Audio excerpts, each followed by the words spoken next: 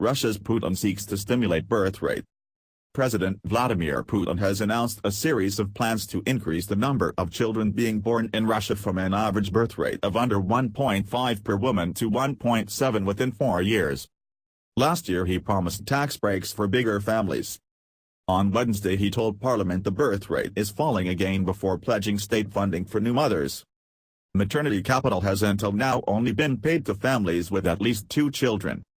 Welfare benefits will also be paid for children aged 3 to 7 in low-income families, and free school meals will be provided for the first 4 years of school. Several Eastern European states are struggling with the declining birth rate.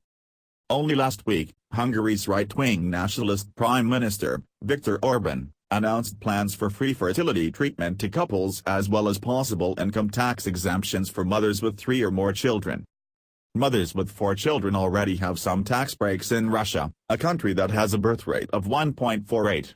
The EU averages 1.59 births per woman, and several states including Spain, Italy, Greece and Malta are well below the Russian figure.